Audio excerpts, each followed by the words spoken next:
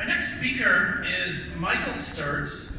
Michael was a founder of the Crucible. How many know the Crucible in Oakland? How many have been there? Pretty awesome, early industrial arts, what today we might call a makerspace, and still functioning in that way. But Michael, I think, has also been involved in a lot of performances, a lot of things in looking at the Bay Area. And one of the things that I think is so interesting today is how do we promote and preserve creative culture in our area here? Many people come to things like Maker Faire because they see great degree of creativity and they want to even bring it back to them. But you can kind of look at this Bay Area and see it decline because of a lot of reasons. So I think that's one of the subjects of Michael's talk today. So would you please give a Maker Faire welcome to Michael Sturtz.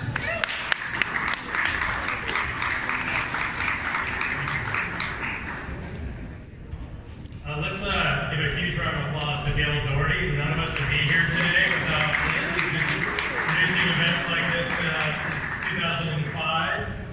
So, it's pretty amazing. So, how many people is this your first time at Maker Faire? Everybody else is great. So, I was just asking Dale, what would Maker Faire look like in 1999? How many people do you think would have shown up to an event in this part of the world, 1999? No. A couple of them. Yeah, we were gauging, maybe 300. I mean, it's a different world since then. And so what I'm going to talk to you today about is I've had a very unique history of growing up in the Bay Area and wanting it to be more creative. I've lived in New York, Chicago, LA, Vermont, and Italy. Vermont didn't have much of an art scene, but I'd say every place else I went, the Bay Area just was lacking in this sort of creative culture. And so I set out to do something about it in 1999. I started a place, but I'm going to let these guys talk over here for a second. We're standing in the epicenter of a creative nexus. And I define a creative nexus as any place that encourages people to learn and explore and be themselves and dive into something that they've never explored before.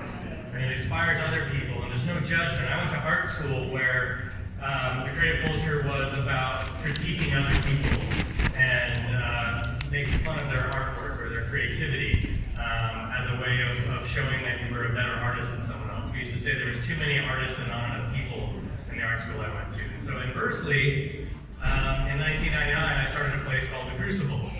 And I really wanted to inspire creativity in everyone. And the mission behind the Crucible is just that, to invite people that are beginners, that have never done something before in their whole life, to feel safe to come in and try welding, try blacksmithing, so we now have a 56,000 square foot space, and there's glass blowing, there's industrial arts of pretty much any kind, anything that mixes the industrial element in with the hand-controlled component. So, machining, welding, blacksmithing, metal casting, glassworking, woodworking, all sorts of different things. And also tons of opportunities for kids.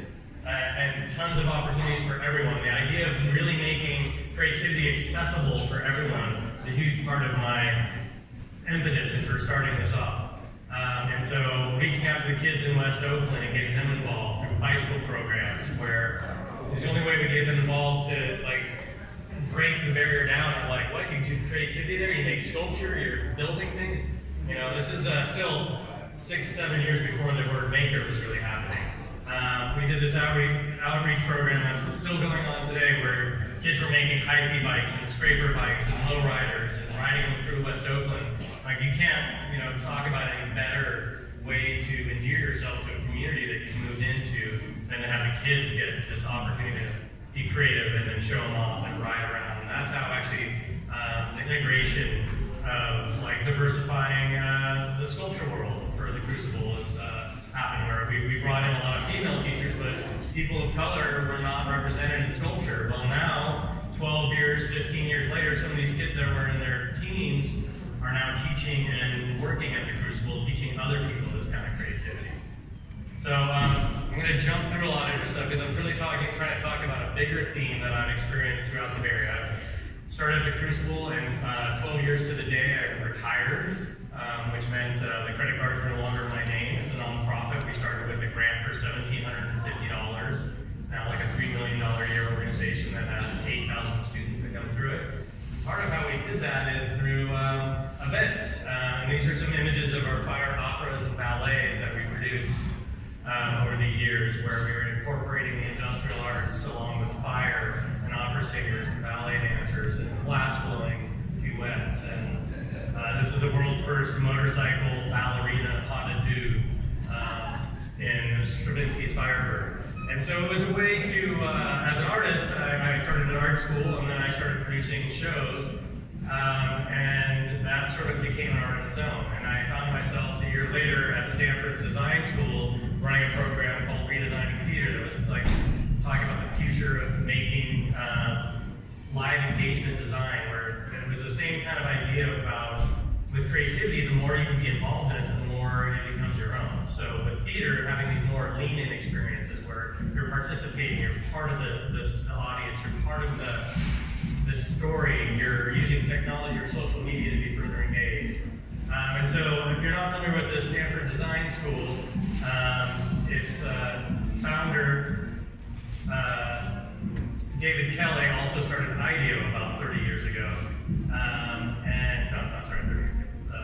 Yeah, somewhere in there. Anyways, it's got this great idea of how to make creativity accessible through design thinking. This whole idea of empathizing with your user, defining a problem, ideating on a solution, and prototyping situations that might solve it, and then testing it, and then replicating the thing again and again. These are all elements of what so many people do today around the world. I actually spend a lot of my time speaking internationally, teaching design thinking, talking about innovation, talking about creativity. There's parts of the world that are super excited about the San Francisco Bay Area, from Silicon Valley to San Francisco, and the creative explosion that's happened here in the last 20 years. I mean, it's really pretty extreme if you think about how much business now values creativity, or has, and that's changed. That's unlocked that arc. I also ran a program called the Creative Ignition Lab, where I got Autodesk to fund a Stanford lab to look at the future of making and learning. I'm dyslexic, and I've always had to come at the world at a very different angle than most, and most technology and computers and all the things that we're talking about, these advancements, are designed for people that are really good at reading, writing, typing, text, language. But there's a lot of other types of intelligence. So the Stanford Creative Ignition Lab looked at all the creative brilliance that the SAT can't measure, and how technology can leverage that forward and help people that are visual, experiential, and embodied thinkers. And that's kind of what happens here. And so, this term maker, before that it was called the DIY movement, before that it was art and technology, before that it was the crafts, or whatever you wanted to call it, but there's this creative, innovative spirit that emanates from a lot of people. I say all people if they're given the opportunity. And that's a lot of what I try to do at the Crucible, is give people that chance. And at Stanford and these other places, I was trying to see how I could bring business along for that same journey of really understanding it. And I found this really interesting edge of innovation spaces. Labs that are looking at what are we going to do 50 to 100 years in the future, or even 5 to 10.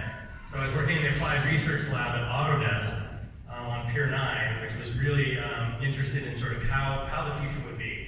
And so since I'm a welder and sculptor by trade, it was interesting that I got to teach robots how to weld, and teach software how to have basically human qualities of understanding how welding happens. So we were using a KUKA robot, and I was doing these patterns of welding these little sections together that became objects that eventually became, through design, these elements of furniture. So it's almost, if you can think of it as 3D metal printing with big robotic arms and welders. But the really interesting part was this human understanding of how to interpret a design, and how to get it within 2% of what its design parameters are, but then creatively to sort of fool the eye, or keep it symmetrical, or keep it non-symmetrical. All these things got built into machine learning algorithms and programs that I'm not one of those people. I just was talking to the programmer. I basically taught the programmer how to be a really good welder. through that dialogue, he taught the machine. And so there's some of the stuff that came out of it. Again, it's like business was very much more interested in this idea of like creative innovation, you know, a sculptor working in these areas. Like 15, 20 years ago, creativity and art were really far from business. I was an artist trying to like show that creativity could help business people. And also that for artists and creative people, we need to have some business skills. Like those two worlds need to be a lot closer together. Now we call that entrepreneurism, but it wasn't really something that was being talked about then. So the last place I worked at most recently is Google X, and if you're familiar with it, it's the hardware prototyping element or moonshot factory for Google. It's now its own company, but it's definitely deeply tied to that. The first day I came for an interview was just after our current president was elected, literally that same week. So the guy I was interviewing was kind of in shock as we were talking about it, and he just started striking up a conversation with someone else who was just standing right there. We were getting coffee. This guy, I didn't really recognize him. We started talking about like the future of what California's role is in the rest of the nation.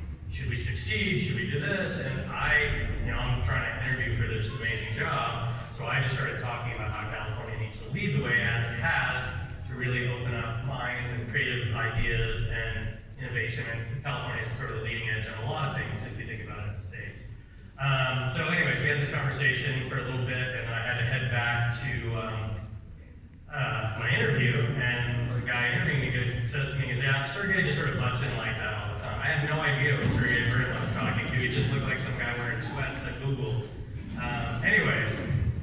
So the theme of this creative bubble that has been growing in the area is this is one of the trademarks of it. I talk around the world, people know about Google X and the projects in there. So I ran the Design Kitchen, which is the in-house prototyping lab, and doing sort of early stage proof of concept. So coming up with an idea, you're not sure it's going to work before you spend millions on it. You get a team of people to get together, throw it together in a really quick and dirty, scrappy way, and test it. Sort of the same idea that we were talking about in design thinking at Stanford, and just prove that it's actually worth investing. So I got to work with some of the most amazing, talented machinists, engineers, artists, sculptors, designers, programmers, all sorts of folks.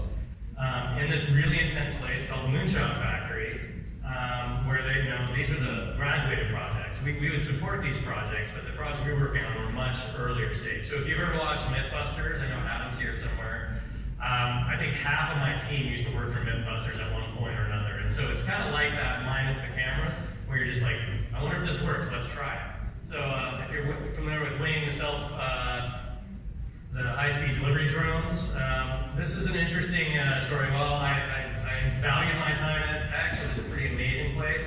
It's also very frustrating. The idea of trying to make innovation happen on a large scale, a moonshot factory. So you're trying to have a bunch of people, you're hiring the best people, paying lots of money, putting in amazing equipment, the best shop in the world, and you're going to be innovative. That's a really big challenge thing to do, and then make things that are going to transform the world in a huge way. So this was initially intended to deliver defibrillators to people having heart attacks. So imagine if someone's having a heart attack, you can just make a call and it'll use your phone, GPS, and fly in, deliver the defibrillator, and then verbally the defibrillator would help talk you through that. This is where the creativity and the directness of what happens changed for me. They ended up making it delivering burritos, and right now they're delivering burritos in Australia as a prototype.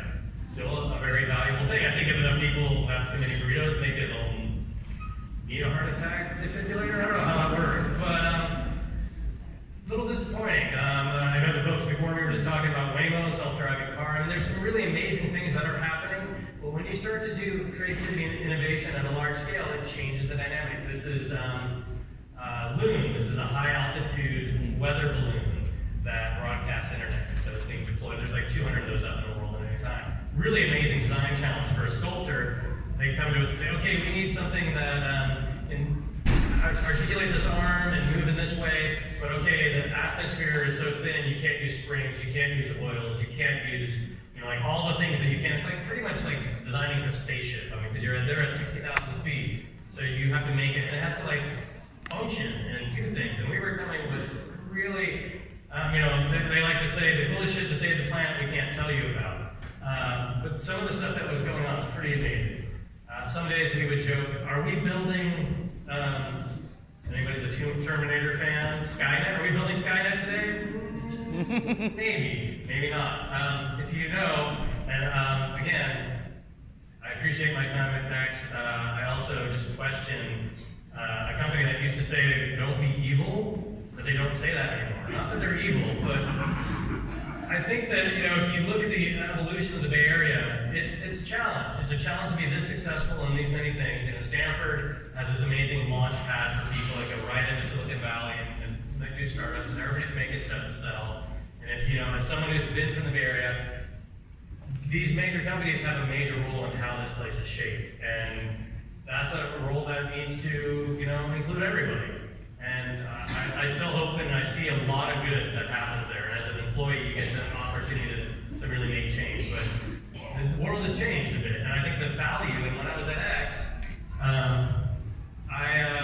I was one of the first, I got hired to bring in all these people. One of the things that was started coming down the line is, okay, we want to start invoicing people and tracking our time. In these innovation spaces, you're really open to just really explore and learn. And one of the things that it tied me to was the research we did at the applied at Stanford was all about creativity. And basically that kids at about age 10 start to peak their creativity because they become socially aware, they start worrying about their grades, and that pressure, whether it's parental or societal, starts to curb their desire to take risks, creative risks, to try new things, to do anything, because the failure element's there.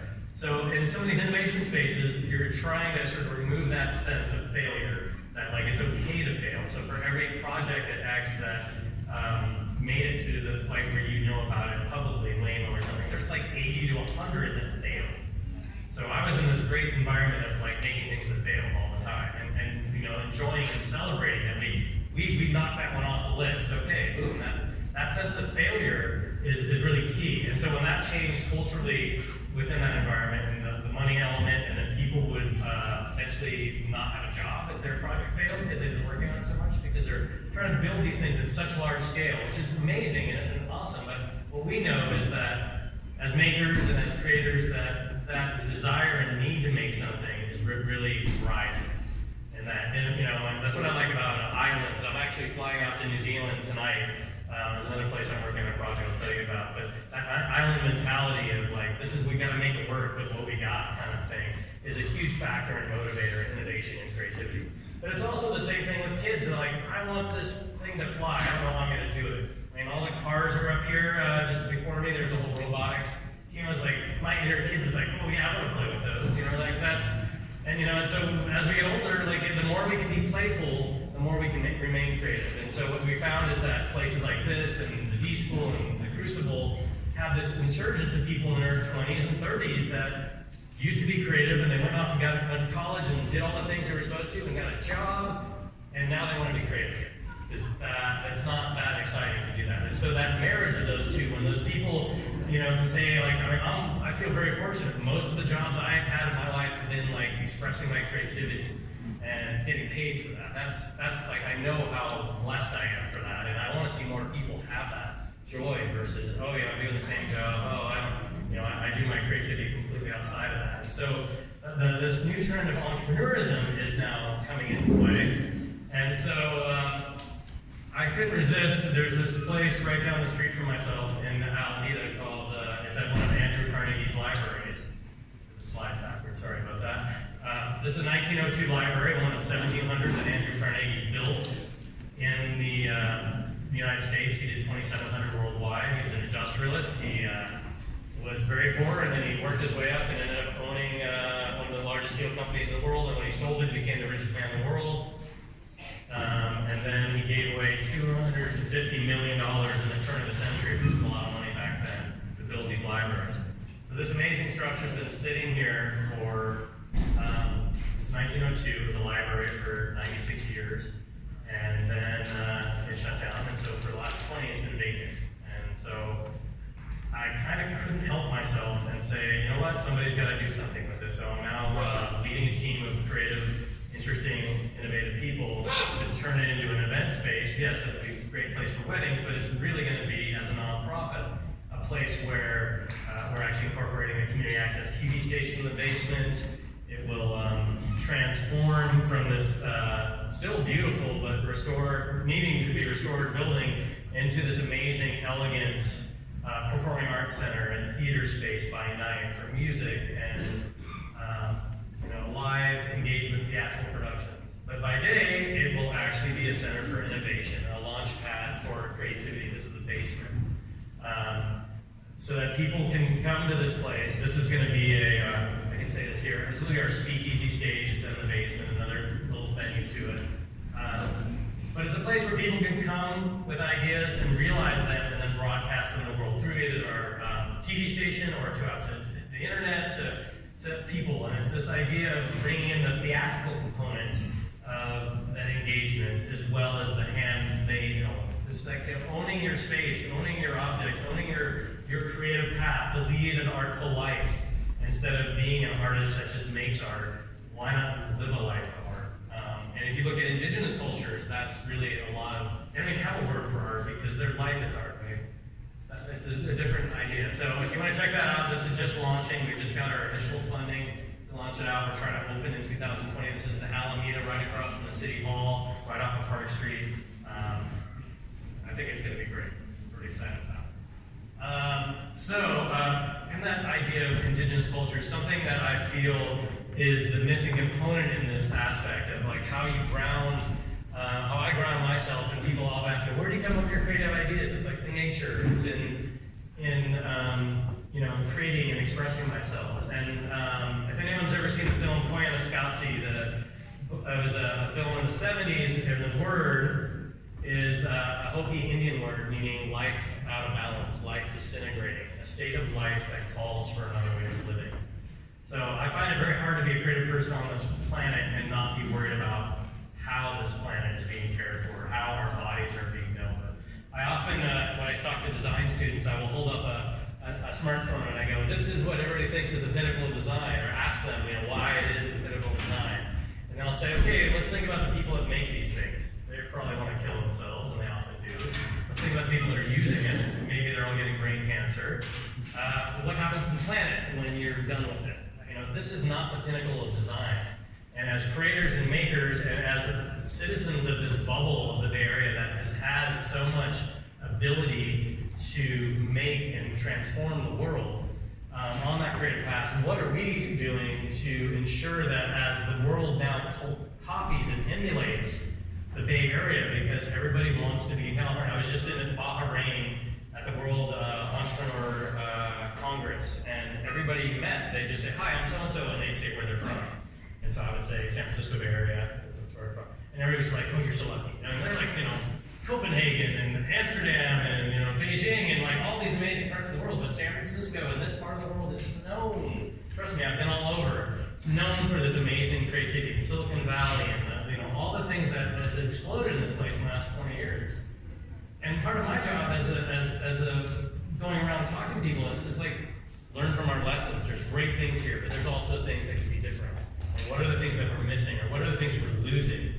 As this evolution happens. And so I've spent a lot of time speaking and spending in New Zealand, and I've launched a starting point.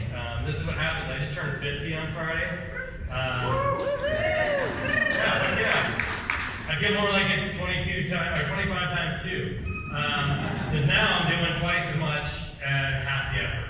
I'm launching this place called Indigeny, as you saw on the last page, which is this idea of creating balance and health and harmony with our lives, along with the planet, and how we as creative beings can do that. And in drawing from the indigenous culture in New Zealand to really dive into this concept of how, have you heard someone just recently discovered organic produce? It's pretty amazing stuff. You ever tried it? Pretty cool, right? Like going back to what actually worked before the companies got involved and messed things up. Callahan Innovation is pretty much like a Google X in New Zealand. The big difference is that they're not super secretive. One of the challenges at X for me was this idea that I know all these great people doing similar stuff, and I can't talk to any of them about anything I'm doing. And that just really shuts down creativity a lot. There's other reasons why for it, but New Zealand has this more altruistic effort of trying to make companies in New Zealand be better, in the global environment. So tying into the Maori culture, which is incredibly accessible there, versus like here, I don't think as someone who is not a Native American, I could actually even talk about Native American culture in the same way. And that's on our ancestors, not theirs. That's, our country hasn't resolved it. New Zealand's actually done a pretty amazing job of including and respecting their indigenous culture. It's a small country, but if you watch the rugby games, they do the haka, only about half those guys are Maori, the other half are not. But they're included in, and I go down there and I feel like I'm invited into that culture too. And so it's a really great petri dish to try to bring all these things together. And that's, I feel like that's our duty is to take our creativity and make it as a way to help better the world and for other people, and to break that opportunity for other folks that don't have this amazing ability to be creative or innovative or be released from the pressures of getting good grades and working all the time, and actually doing something that expresses themselves. So I encourage you all to express yourselves as well. Thank you very much. I'll take some questions if you'd like.